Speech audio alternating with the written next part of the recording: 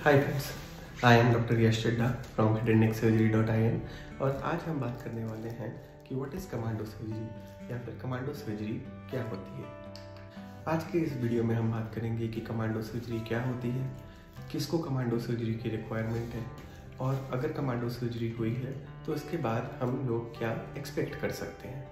तो commando surgery का नाम सुनते ही आपको शायद ऐसा लग सकता है कि इसमें बहुत सारे कमांडोज हैं या ऐसा कुछ हुआ है, बट ऐसा कुछ भी नहीं है। कमांडो का नाम आया है combined mandible and oral cavity. इसको अगर हम ठीक से समझें तो जो नीचे वाली बोन होती है इसको मैंडिबल कहते हैं। ओरल कैविटी यानी कि हमारा जो मुंह वाला हिस्सा है इसको ओरल कैविटी कहते हैं। तो अगर जो सर्जरी जिसमें हम मैंडिबल यानी कि नीचे वाली बोन और ओरल कैविटी को कंबाइन करते हैं, इसके लिए इसका नाम रखा गया है कमांडो सर्जरी यानी कि combined mandible and oral cavity. अब इस सर्जरी की रिक्वायरमेंट किसको है? इस सर्जरी की रिक्वायरमेंट बेसिकली उन पेशेंट्स को होती है जो ओरल कैंसर से जूझ रहे हैं या सफ़र कर रहे हैं। तो ये वीडियो उन लोगों के लिए काफ़ी ज़रूरी है जो खुद ओरल कैंसर से सफ़र कर रहे हैं या वो किसी ओरल कैंसर पेशेंट के केयर टेकर हैं। जैसे कि किसी घर में कोई ओरल कैंसर का पेशेंट है जो कि रिसेंटली डायग्नोज्ड है, जिसकी सर्जरी नहीं हुई है, तो उन लोगों के लिए ये वीडियो बहुत ज़रूरी है। अगर इस सर्जरी को हम और डिटेल में समझना चाहते हैं तो हमें इस बात का ध्यान रखना होगा कि जो ओरल कैविटी की किसी भी कैंसर की सर्जरी है उसमें एक नेक नोड्स यानी कि नेक की लिम्फ नोड्स का निकालना बहुत ज़रूरी है। और अगर हम इस सर्जरी को पर से देखें तो इसमें ना कि सिर्फ मैंडिबल यानी कि नीचे वाला जबड़ा, मुंह और उसके साथ में गले की जो गांठें हैं या गले की जो लिम्फ नोड्स हैं वो भी निकाली जाती हैं और इसको एक कंबाइंड टर्मिनोलॉजी दिया जाता है जिसको हम कमांडो सर्जरी कहते हैं। तो after mouth and oral cancer surgery या कमांडो सर्जरी के बाद जनरली आपको हॉस्पिटल में करीब 5 से 6 दिन का एक नॉर्मल स्टे रखना पड़ता है। वो डिपेंड करता है कि सर्जरी के बाद आपका किस लेवल का रिकन्स्ट्रक्शन हुआ है। रिकन्स्ट्रक्शन समझे तो मान लीजिए जो कैंसर वाला अगर ये हिस्सा है, अगर ये हटा दिया गया है तो उसके बाद उस हिस्से को जोड़ने के लिए हमने कहीं ना कहीं से कुछ टिश्यू लिया होगा।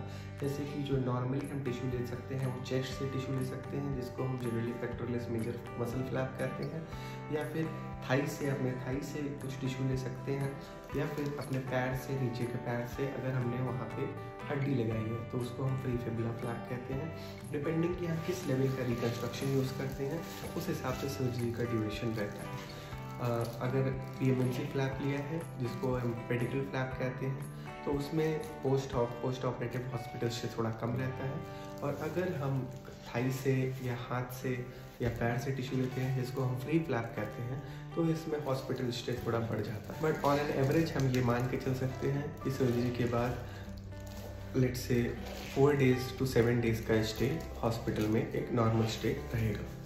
तो कमांडो सर्जरी के बाद जो एक मेन चीज़ हमें ध्यान रखना होता है, जो एक पेशेंट को डील करना पड़ता है कि कुछ दिन तक मुंह खुलने में तकलीफ रहेगी और नाक से एक ट्यूब जिसको हम राइल्स ट्यूब कहते हैं वो जाएगा और जो खाना है वो लिक्विड फॉर्म में इसी राइल्स ट्यूब के थ्रू जो नाक से गया हुआ है वो उसके थ्रू ही जाएगा। तो एक पेशेंट के टेकर को ये सीख लेना ज़रूरी है कि जब पेशेंट हॉस्पिटल से डिस्चार्ज हो जाएंगे तो उनको घर पे राइल्स ट्यूब फीडिंग कैसे करनी है। राइल्स ट्यूब फीडिंग जनरली दिन में 6 से 7 बार, 8 बार या 9 बार तक भी करी जा सकती है और उसके लिए मैं एक सेपरेट वीडियो बना दूंगा कि राइल्स ट्यूब फीडिंग कैसे करनी है और उन किन बातों का ख्याल रखना है। देखिए, हम में से कोई नहीं चाहता है कि हमारे घर में या परिवार में किसी को कैंसर हो। इवन एज अ डॉक्टर तो हमको भी बहुत ख़राब लगता है जब हमारे पास कोई कैंसर पेशेंट्स आते हैं, but ultimately we have to deal with it. As a doctor हमको इससे रोज़ डील करना पड़ता है और एज एन अनफॉर्चुनेट पेशेंट या एन अनफॉर्चुनेट केयर टेकर आपको भी डील करना पड़ेगा।